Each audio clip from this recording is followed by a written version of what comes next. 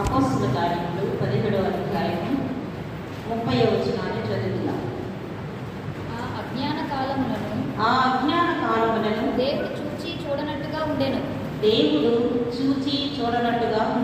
ఇప్పుడైతే అంతటను అందరును మారు మనసు పొందవలెనని మనుషులకు ఆజ్ఞాపించుచున్నాడు. ప్రార్థన చేసుకుందాం. పరిశుద్ధుడా, నీకు స్తోత్రాలు. మా ఆలోచన దేవుడు నాయన, నీ ఆలోచనగా మనం మార్చండి. మా బ్రతుకును మార్చమని ప్రార్థన చేస్తున్నాం. నేను నీ సన్నిధిలో ఉన్న మమ్మల్ని చూసిన దేవానికి స్తోత్రాలు.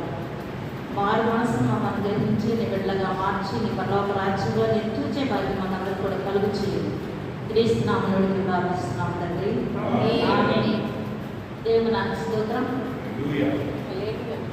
అజ్ఞాన కాలం ముందు దేవుడు చూచి చూడనట్టుగా ఉన్నాడు, కానీ ఇప్పుడైతే అంతటా అందరూ కూడా మారుమనసు పొందాలని దేవుడు ఆశిస్తూ ఉన్నాడు. ఒక ఇద్దరు మనుషులు సంభాషించుకుంటున్నారు ఈ మారుమనసు గురించి.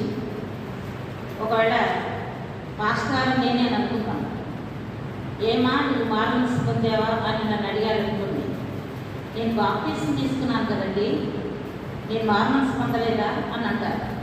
అయితే ఆయన అంటారు, బాప్తీసం నువ్వు తీసుకున్నావమ్మా, మారుమనసు పొందావా లేదా? అయ్యో, నేను సంఘంలో 5 సంవత్సరాల నుంచి నేను ఇక్కడ ఉంటున్నానే, పాటలు పాడతాను, వాక్యం చదువుతాను, వాక్యం వివరిస్తున్నాను, నాకు మారుమనసు లేదా అనేది మళ్ళీ నేను జవాబు చెప్తాను. మళ్ళీ ఆయన అంటారు, మీకు మారుమనసు ఉందా లేదా? నేను ఒక మంచి సంఘంలో నేను ఎదుగుతున్నాను. అయితే ఒక సేవకుడు నన్ను బలపరుస్తూ ఉన్నాడు, ఆయన శిష్యులుగా ఉండడానికి నేను ఎంతో సిద్ధపడుతున్నానండి అని చెప్తారు. మారుమనసు ఉందా? ఇలాగా అస్తమానం ఒక ఇద్దరు మనుషులు సంభాషణ చేసుకుంటూ ఉన్నారు. మారుమనసు ఉందా, మారుమనసు ఉందా, మారుమనసు ఉందా? అయితే నాకేం చెప్పాలో నేను అర్థం కాలేదు, అర్థం కాలేదు. అప్పుడు మరలా దైవజనుడు నాకు ఒక ఉదాహరణ చెప్పారనమాట. ఏంటంటే, జాన్ వెస్లీ గారు ఒక దైవ భక్తులు ఉన్నారు, మనకందరూ కూడా తెలుసు. మనం భక్తులు చెప్తూ ఉన్నప్పుడు మనం వింటూ ఉంటాం. జాన్ వెస్లీ గారిని దైవ భక్తులు. అయితే ఆయన్ని అమెరికాలో ఒక ముఖ్య ప్రసంగికులుగా పిలిచినప్పుడు ఆయన విమానం ఎక్కి అక్కడ ఎయిర్పోర్ట్లో దిగినప్పుడు ఆయన్ని రిసీవ్ చేసుకోవడానికి ఎవరొకరు వస్తారు కదా, ఆయన ఎయిర్పోర్ట్కి వచ్చారు. వారి ఊరు కూడా కారులో వెళుతున్నప్పుడు ఆయన అడిగారట, నేను ఒక ప్రశ్న అడుగుతానండి, మీరేమి అనుకోరు కదా అంటే అడగమన్నారట, మీకు మారుమనసు ఉందా? అప్పుడు ఆయన నవ్వి, ఇంత ప్రసంగిని పట్టుకుని నా మారుమనసు ఉందా అని అడుగుతావా అని అన్నారంట.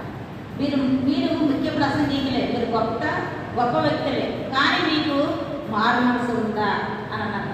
నేను 8 సంవత్సరాలలో దేవుడి సేవ చేస్తున్నానయ్యా, నాకు మారుమనసు ఉందా అని అడుగుతావేంటి నువ్వు అని మళ్ళీ అతను అన్నారు. మళ్ళీ ఆ తర్వాత మీకు మారుమనసు ఉందా?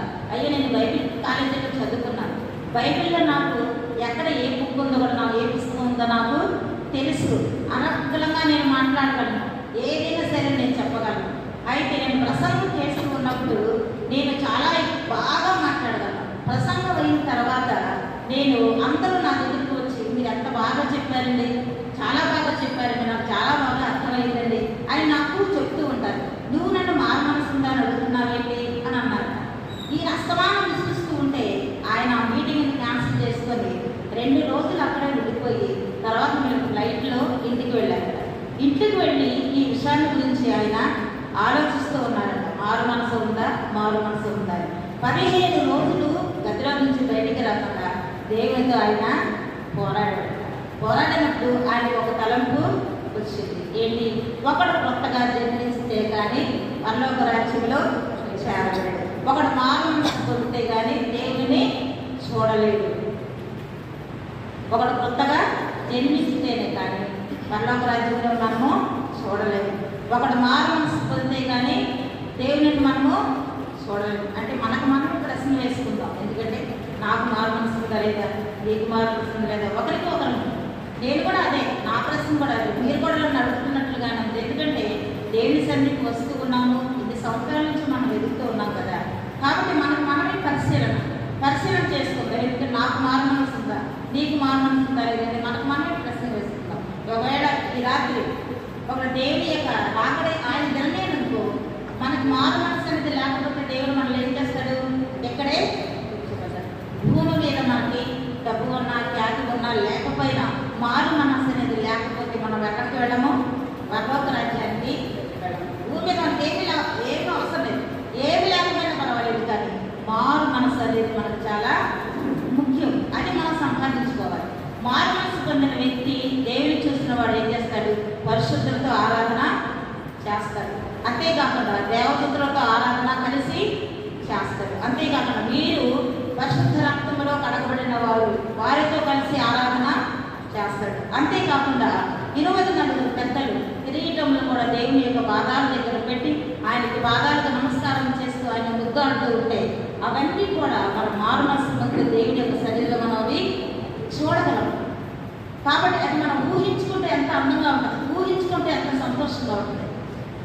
ఊహించుకుంటే ఎంత చాలా మనకు సంతోషంగా ఉంటుంది. అయ్యో నేను కూడా యేసుతో ఉండి నేను అలా గడిపితే ఎంత బాగుంటుంది, అలా ఆరాధన చేస్తే నాకు ఎంత బాగుంటుంది అని మనము అలాగ ఊహల్లోకి మనం వెళ్ళిపోతూ మనం మన మనసును ఏం చేసుకోవాలి, మనము మార్చుకోవాలి. మార్చుకోకపోతే మనం ఇలా ఆరాధన చేస్తూ కూడా మనకి ఇది వ్యర్థమే అవుతుంది అనమాట. నేడు మన సమయం ఉండగానే దేవుడు ఏం చేస్తున్నాడు? మారు మనసు పొందు. నీకు దేవుడు సమయం, ఈ 40 దినాల్లో కూడా దేవుడు మనకు సమయాన్ని ఇచ్చాడు. ఏ సమయంలో ఏ వాక్యం నీతో మాట్లాడింది, ఆ వాక్యం ద్వారా నేను సరిచేయబడ్డాను, నేనే సరిచేయబడ్డాను అనేది ఒక ప్రశ్న మనము వేసుకోవాలి. ఒక మారు మనసు గురించి మనకు ఒక నిశ్చయత లేనప్పుడు మనం ఎక్కడికి వెళ్తాము? నిత్య నరకంలోకి మనము వెళ్ళిపోతాము. అక్కడ ఏముంటుంది? యుగాలు కూడా అగ్ని ఆనదు, గుర్తు చావదు, దుఃఖము, ఎప్పుడు కూడా ఏడ్పు. అక్కడ మనల్ని ఎవరు కూడా ఓదార్చేవాడు కూడా ఉండరు. కాబట్టి మనం ఆ నిత్య అగ్నిలోకి వెళ్లకుండా మనల్ని మనం కాపాడుకోవటానికి, దేవుని చూడగలగటానికి, పరలోక రాజ్యంలో ఆనందించడానికి మనకు ఏం కావాలి? మారు మనసు ఉండాలి. కొత్త నిబంధన దేవుడు మనకి ఇచ్చిన ఆజ్ఞ ఇదే. అంతటా అందరూ మారు మనసు పొందాలి. అదే దేవుడు మనకి ఇచ్చినటువంటి ఆజ్ఞ. అది ఎవరైనా కావచ్చు, గ్రీస్ దేశస్తులా, లేకపోతే యూదుల, ఇజ్రాయేలీల, నీరా, నేనా, అన్నిలా, ఎవరైనా కావచ్చు. అంతటా అందరూ కూడా ఏం చేయాలి? మారు మనసు పొందాలి. మారు మనసు పొందకుండా ఈ లోకంలో మనం జీవిస్తూ ఉంటే పరిశుద్ధులకు ఎన్నడూ కూడా మనము ఉండలేము, జీవించలేము. పరలోక పౌరసత్వం మనకి ఉండదు. ఇలాగ ఆరాధనలకు వచ్చిన నేను పాట ఆంధ్రప్రదేశ్లో కీర్తనలో నేను చాలా పాటలు నాకు వచ్చండి, నేను బాగా పాడగలను, కానీ నాలో ఏం లేదు, మారు మనసు లేదు. ఎన్ని పాటలు నేను పాడినా, ఎంత గొంతు ఇది చేసుకుని నేను పాడినా, దానిలోని అర్థం నాకు తెలియకుండా నేను పాడితే నా జీవితం అంతా కూడా వ్యర్థమే. అందుకని దేవుడు అంటున్నాడు, మారు మనసు నీకు కావాలి. చాలాసార్లు పాఠశాల మనకు చెప్తూనే ఉన్నారు, నీ మనసుని నీవు మార్చుకో, నీ మనసుని నీవు మార్చుకో. నేను నాకు తెలిసిన జ్ఞానంతో నేను చెప్తున్నాను అనమాట. నేనేం అర్థం చేసుకున్నాను అనేది నేను చెప్తున్నాను. మారు మనసు అనేది నేను ఎంతవరకు అర్థం చేసుకున్నాను అనేది నేను మీతో పంచుకుంటున్నాను. నేను ఆయనకు లోబడి జీవించాలని, ఆయన మాటకు నేను లోబడి ఉండాలని, నేను ఆ మాట నేను గ్రహించాను. ఆయనకు లోబడి జీవించాను. అసలు మారు మనసు అంటే ఏంటి? మారు మనసు అంటే ఏంటి? ఎవరైనా ఒకరు చెప్పండి. అసలు మనకు అర్థమైనట్టుగా భాషగా వింటూ చెప్తూ ఉంటారు కదా, మనం ఆయన చెప్తూ ఉంటే మనం వింటూ ఉంటాం. మారు మనసు అంటే ఏంటి? మారు మనసు అంటే పశ్చాత్తాపం, అంతే కదా. పశ్చాత్తాపం పడటం, పశ్చాత్తాపం మనం ఎవరు పడము. అది మనం ప్రార్థన చేయట్లేదు, దేవా నాకు రక్షణ కలిగించే అంటున్నాం, కానీ నాకు మారు మనసు ఇవ్వలేవా అని మనం ప్రార్థన చేసుకోవటం లేదు. తిరిగి జన్మించకపోతే, మన బ్రతుకుని మార్చుకోకపోతే మనము ఎన్నాళ్ళున్నా ఇక్కడే ఉంటాం. ఎన్నాళ్ళు ఆరాధించిన దేవుని మనము చూడలేము. అంటే మనము పశ్చాత్తాపడి దేవుని ఎదుట మనము ఒప్పుకోవాలి. ఒకవేళ మనం పెట్టే తప్పు చేశాడు అనుకోండి, అమ్మ నేను తప్పు చేశాను, నాన్న జేబులో నేను డబ్బులు తీశాను, మీకు విరోధంగా నేను నడుచుకున్నాను, మీకు అవమానం కలుగు చేశారు అని బిడ్డ ఏడ్చుకుంటూ వచ్చి పెద్దల దగ్గర ఏడ్చాడు అనుకోండి, అప్పుడు మనం ఏం చేస్తాము? ఇంకెప్పుడు కూడా ఈ తప్పు మరలా నువ్వు చేయొద్దు అని చెప్పి క్షమిస్తాం. క్షమించి నువ్వు చక్కగా ఉండమని మనం చెప్తాం. అలాగే చిన్నతనం నుంచి కూడా అనేకమైన పాపాలు మనం కూడా చేస్తూ వస్తున్నాం. ప్రతి ఒక్కరు కూడా జ్ఞాపకం చేసుకుంటే ఎక్కడ మనం ఏ తప్పు చేశాము, ఎవరిని ఏం దూషించాము, ఎక్కడ మనము పాపం చేశామనేది దేవుడు మనకు చూపిస్తాడు. మనం ప్రార్థన చేసుకుంటే అవన్నీ కూడా మన కళ్ళ ముందు ఒక రీల్లాగా కనపడుతూ ఉంటాయి. ఒకవేళ సహోదరులు మనం తప్పు చేసిన వెంటనే మనం క్షమాపణ చెప్తే అది మారు మనసే కదా, అది మారు మనసు. అంతేగాని క్షమించే హృదయం లేకుండా మనము తిరిగి జన్మించకపోతే అది మారు మనసు అనేది కానీ కాదు. ఇలాగ పశ్చాత్తాపడ మనము నేర్చుకోవాలి దేవునిలో. అది దేవుడు ఆయన కోరుకుంటున్నాడు. నీవు పశ్చాత్తాపడు. ఎక్కడ నువ్వు ఏ పాపం చేసావో దానికన్నిటి కూడా నువ్వు పశ్చాత్తాపడిన దేవుడు మనకి నేర్పుతూ ఉన్నాడు. ఇప్పుడు మారుమనసు అంటే పశ్చాత్తాపడమని మనం నేర్చుకుంటున్నాం. కానీ దానికి మన మారుమనసు పొందడానికి కూడా దేవుడు మనల్ని ప్రోత్సహిస్తున్నాడు. ఆయన మనకి సహాయం చేస్తూ ఉంటాడు. కానీ మనము అది తెలియదు మనకి, కానీ మనం విడిచిపెడుతూ ఉంటాం. రోమపత్రిక 2వ అధ్యాయం 4వ వచనంలో, రోమపత్రిక 2వ అధ్యాయం 4వ వచనంలో, లేదా దేవుని ఆగ్రహము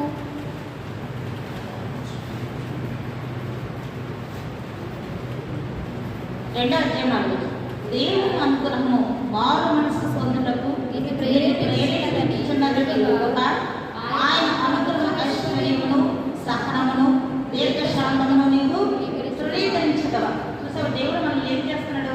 ప్రోత్సహిస్తూ ఉన్నాడు.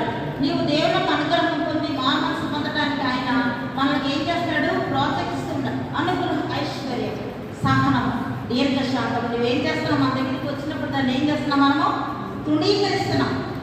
దాన్ని మనము తృణీకరిస్తున్నాం. అందుకని దేవుడు బాధపడుతూ ఉన్నాడు అన్నమాట. ఆయన ప్రేరేపిస్తూ ఉన్నప్పుడు, ఆయన మన దగ్గరికి వచ్చి మనతో మాట్లాడుతూ ఉన్నప్పుడు వాక్యం ద్వారా మనం ఏం చేయాలి? పశ్చాత్తాపడి ఆయన సన్నిధిలో మన పాపాలని కూడా మనము ఒప్పుకోవాలి. అంతేకాదు అపోస్తల కార్యంలో 5:32 కూడా ఆయన చెప్తున్నాడు.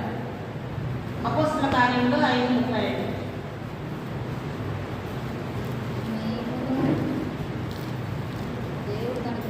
దేవుడు కనుక విధేయులైన వారికి అనుగ్రహించిన పరిశుద్ధాత్మయు ఈ సంగతులకు సాక్షులమై ఉన్నాము. దానిపైన కూడా ఇశ్రాయేలులకు మారు మనసును పాప క్షమాపణ దయచేయుటకై దేవుడు ఆయన అధిపతిని గాను రక్షకుని కానీ మన దక్ష హస్తము చేత హెచ్చించి మన మారు ఒక ఇశ్రాయేలు కాదు, ఇది మనకు కూడా ఆయన రక్షణ మన దగ్గరకు వచ్చింది. అందుకని మనం ఇక్కడ అందరూ కూడా కూర్చొని ఆయన రక్షణ మన చేత మనల్ని ఏం చేస్తున్నాడు? ఆయన హెచ్చిస్తూ ఉన్నాడు. ఆయనకు మనం ఎలా ఉండాలి? విధేయత కలిగి మనం ఉండాలి. ఆయన సన్నిధిలో మనం ఎలా ఉండాలి? విధేయత ఎలా వస్తుంది? ఆయన మాట మనము విన్నప్పుడు, ఆయనకు లోబడి జీవించినప్పుడు మనకు విధేయత వస్తుంది. విధేయత వచ్చిన ద్వారా మనకి ఏమొస్తుంది? మారు మనసు వస్తుంది. మారు మనసు లేకుండా దేవునికి మనం ఇష్టముగా ఉండలేదు. అంతేకాకుండా యోహాను సువార్త 16:8 కూడా ఆయన మనల్ని ఒప్పింపజేస్తూ ఉంటాడు. నువ్వు ఒప్పుకో, నీ పాపాన్ని నువ్వు ఒప్పుకో అని దేవుడు మనల్ని ఆయన ఒప్పింప.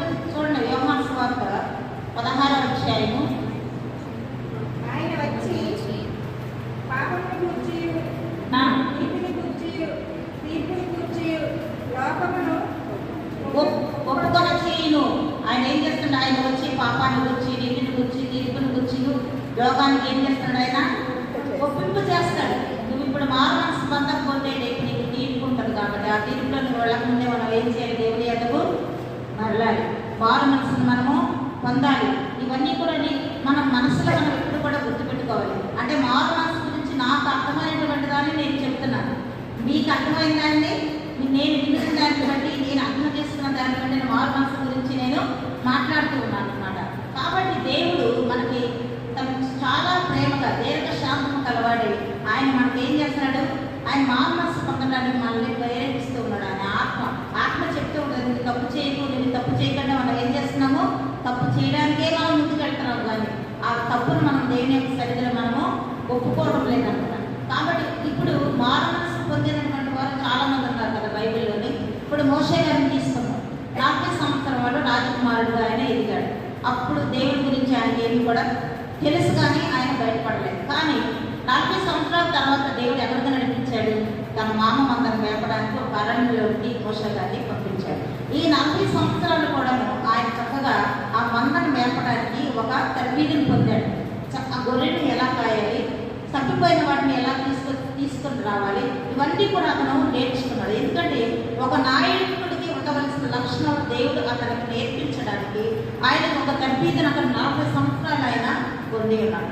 40 సంవత్సరాలు పొందిన తర్వాత అప్పుడు దేవుడు చెప్పాడు, నా యొక్క బిడ్డలు నీకు బయటికి తీసుకొని రావాలి. అప్పుడు కూడా మోషే ఏమన్నాడు? నేను చేయలేను అన్నాడు. నాకు మాట రాదనైనా అన్నాడు. కానీ నేను దిక్కు ఉంటాను కాబట్టి నీకు తోడుగా ఉంటాను, నువ్వు నా మాట విని అన్నాడు మోషే. కాబట్టి ఆయన ఏం చేసాడు? ఆయన మాట విన్నాడు, ఇశ్రాయేలుని బయటికి తీసుకొని వచ్చాడు. కాబట్టి ఆయన ఈ భూలోకమంతటిలో మిక్కిలి సాత్వికుడుగా ఆయన సాక్ష్యము పొందాడు. ఎందుకు సాత్వికుడయ్యాడు? దేవుని మాటకు లోబడ్డాడు. కాబట్టి ఆయన అందుకని సాత్వికుడుగా మారాడు.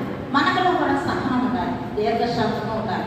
ఒక దేవుని మందిరానికి వచ్చినప్పుడు మనకి సహనము ఓర్పు లేకపోతే దేవుని రాజ్యాన్ని మనము చూడలేము. అందుకని మోషే ముఖాముఖిగా దేవుడితో మాట్లాడగలిగాడు.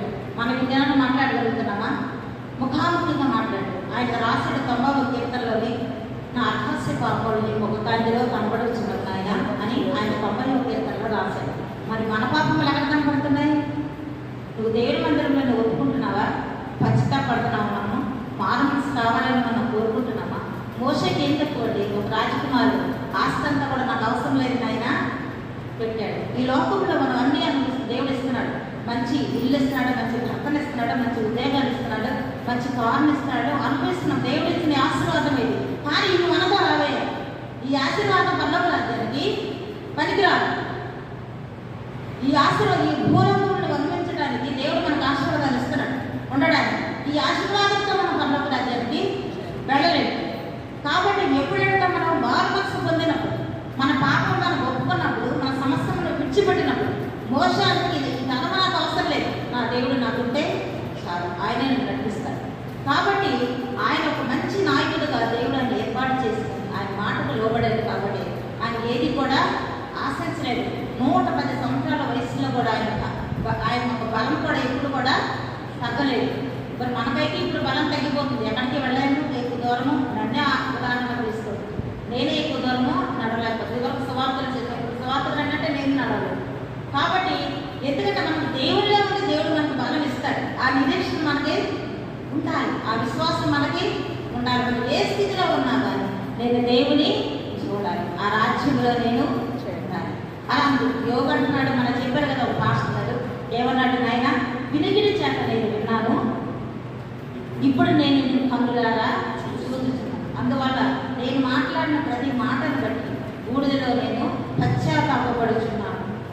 బూడిదలో నేను ఏం చేస్తున్నాడు, ఆయన దాన్ని తగ్గించుకొని నేను పశ్చాత్తాపడుచున్నాను. అలాంటి జీవితం మనకు కావాలని కోరుకోవాలి. దేవుని సన్నిధికి వచ్చిందంటే ఎన్ని సంవత్సరాల గతించిపోతున్నా కానీ మనలో మన మనసు లేదు. ఆయన కనులారా చూసే భాగ్యం మనకు కావాలని పశ్చాత్తాపడే దేవుని సన్నిధి. యోనా 3 దినముల కడుపులో ఉన్నాడు, శాప కడుపులో బయటపడ్డాడు. బయటపడిన తర్వాత స్వార్థ ప్రకటించడానికి వెళ్ళాడు. ఎక్కడికి నిలవేపరిచాడు. వాళ్ళు చాలా దుర్మార్గులు, చాలా పాపాత్ములు. అయినా కూడా ఆయన స్వార్థ ప్రకటించినప్పుడు చక్కగా వారు ఏం చేశారు, వాడు చెప్తానంటే కూడా విడిచిపెట్టుకున్నారు. మీరు యోనా గ్రంథం 3వ అధ్యాయం చూడండి, తెలిస్తే ఎంత మంచి మాటలు దేవుడు రాసించాడు అక్కడ. అవన్నీ మనకి కలుగు చేస్తూ ఉంటాయి. ఈ నినివే వారు తమ చెడు నడతను మానుకొనగా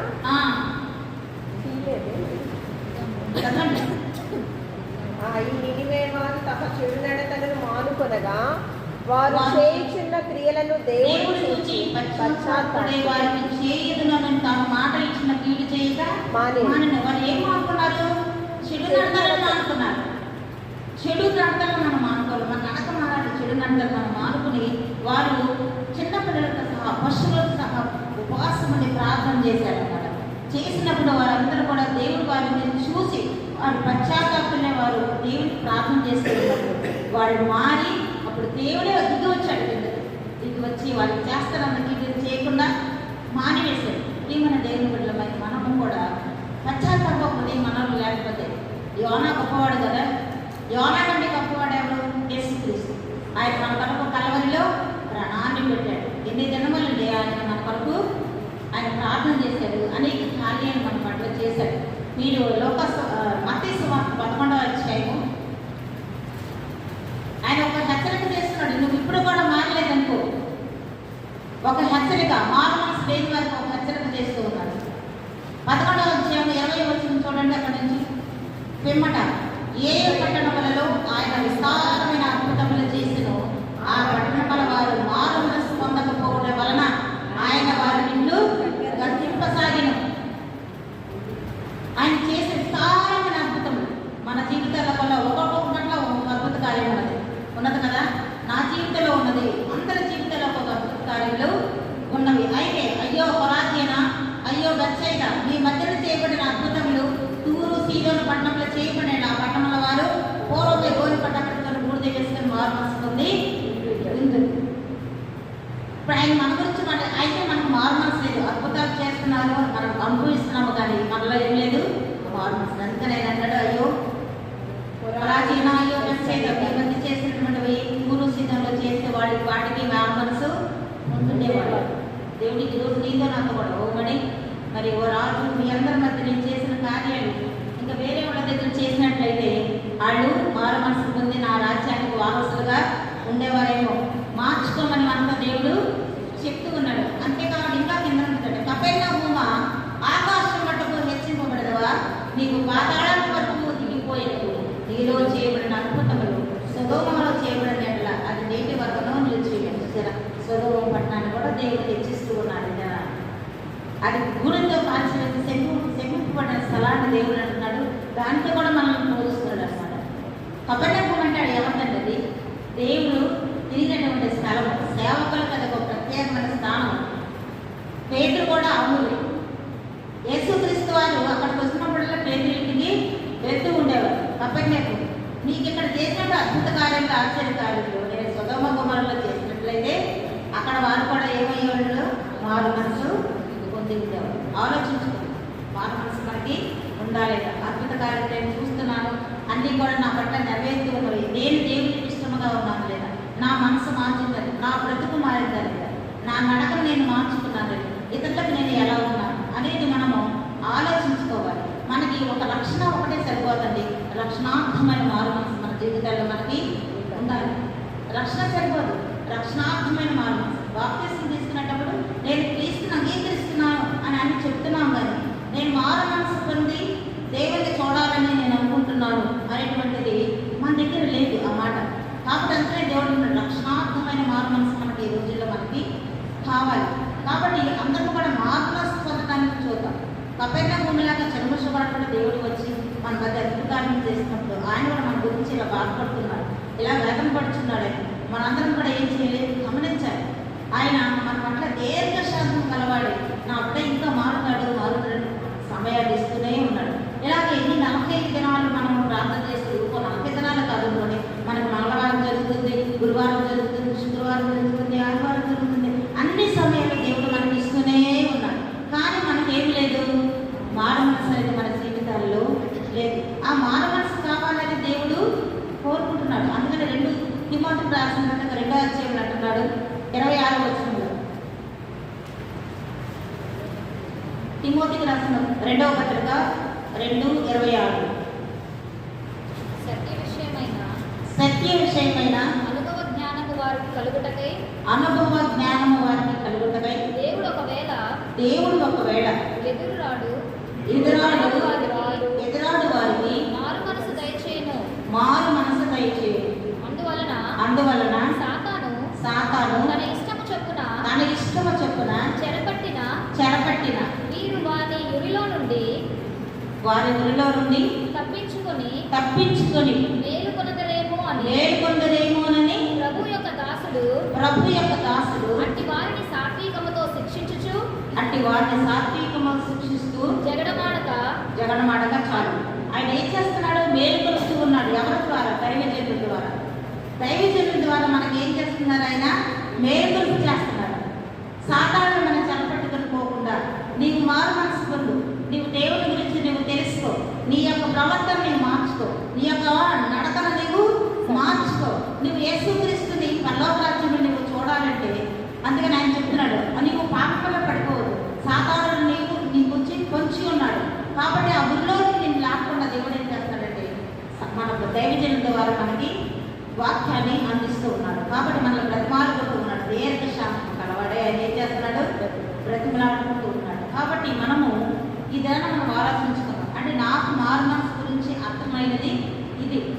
ఇంకా అంటే మాస్టర్లకు ఎక్కువ తెలుసు, నేను అర్థం చేసుకున్నది మారు మనసు అంటే ఏంటి అనేది నేను అర్థం చేసుకున్నాను. ఇది ఏంటంటే నా బ్రతుకుని నేను మార్చుకోవాలి, నా పాపాలు నేను నా దేవుని సన్నిధిలో నేను పశ్చాత్తాపపడుతూ నేను ఒప్పుకోవాలి, నా దేవుని నేను చూడాలి, నా పరలోక రాజ్యంలో నేను ఉండాలంటే నేను కొత్తగా జన్మించాలి. నేనేం చేయాలి, కొత్తగా జన్మించిన శిష్యులను పోలిన వారే మీరు ఉండండి. శిశువు అంటే ఏంటి, తనకేం తెలియదు కదా. మనం అలాంటి మంచి మనసు కలిగిన వాళ్ళు ఉండాలి. నేను అర్థం చేసిన నా చెడుతనాన్ని నేను విడిచిపెట్టుకోవాలి. మరి దైవజనులు బోధిస్తూ ఉన్నప్పుడు నేడు కొన్ని సమయం ఉంటున్నా కానీ నేను పొందాలి అని నేను ఈ యొక్క మారు మనసు గురించి నేను అర్థం చేసుకున్నాను. ఒక మోషే వలె నేను కూడా అందరి చేత సాక్ష్యం పొందాలి, సాత్వికంగానే ఉండాలి. ఒక ఏబు వలె నేను కూడా వింటున్నాను ఆయన వాక్యం చూస్తున్నామంటే ఆయన చూసినట్టే కదా, ఆయన కనులారా మనము చూసినట్టు, ఆయన మనతో మాట్లాడినట్టే. కాబట్టి ఆయన చూస్తున్నా నేను పశ్చాత్తాప పడుతూ నేను దేవుని సన్నిధిలో గోజాడాలి. నాయన నీ రాజ్యంలో నన్ను జ్ఞాపకం చేసుకోమని నేను గోజాడాలి. అలాగా ఒకవేళ నేను కూడా గద్దింపబడేటువంటి గుంపులో నేను కూడా ఉన్నాను, మీరు కూడా ఉన్నాను, మనం ఒకరికొకరు ఏం చేసుకోవాలి, పరీక్ష చేసుకోవాలి. ఒకవేళ కప్పెన్న భూమిలాగా నేను ఉన్నాను, తూరు సీజన్ పట్టణంలాగా నేను ఉన్నాను, ఇంతలో దేవుడు నన్ను హెచ్చరిస్తూనే ఉన్నాడు. మేలుకొందాం, అందరం కూడా ఏం చేద్దాము, మేలుకొందాం. మేలుకొలుపు కావాలి. మేలుకొలుపు లేకపోతే చాలా ఉదయాన్నే లేచి చక్కగా ప్రార్థన చేసుకుంటే మేలుకుంటూ మన జీవితాల్లో ఉండాలి. దేవుడు ప్రతి వారిని ఆయన బలపరుస్తూనే ఉన్నాడు. ప్రతి ఒక్కరి జీవితాలు ఆయన కార్యాలు చేస్తూనే ఉన్నాడు. మనమే ఆయనకు సమయం అనేది మనము ఇవ్వలేకపోతాము. కాబట్టి మారు మనసు అనేది మనం పొందుదాం. ఆయనలో మనం అందరికీ కూడా బలపడదాం. మనకు చేతనంత సహాయం మనకి ఇతరులకు మనము చెప్తాం దేవుని యొక్క వాక్యాల గురించి. నేనైతే మా ఇంటి దగ్గర కూర్చున్నప్పుడు నేను చెప్తాను దేవుడి గురించి. వాళ్ళు వినకపోయినా వాక్యాలు మాత్రం నేను తప్పకుండా బైబిల్ ఎలా ఉందని నేను చెప్తాను. తర్వాత వాళ్ళు వినకపోతే రాళ్ళు సాక్ష్యము చెప్తారు, యాగలు వేస్తారు. కాబట్టి మన భాష ప్రకారంగా మనం చెప్పి మనలో కూడా వాళ్ళు చూస్తారు కదా, వీళ్ళు ఎలా జీవిస్తున్నారు, వీళ్ళ మాట ఎలా ఉంది, వీళ్ళ ప్రవర్తన ఎలా ఉంది, ఇవన్నీ కూడా క్రైస్తులుగా మనం అందరూ కూడా గమనిస్తూ ఉంటారు. కాబట్టి మనం అలా మారు మనసు ఉన్నది ఇతరులకు సాక్షాత్తుగా జీవించాలని కోరుకుంటూ ఈ మాటలను ముగిస్తున్నాం. రెఫరెన్స్లు ఎక్కువ తీస్తే బాగా భాష రామాయణం ఉంటే ముగిస్తే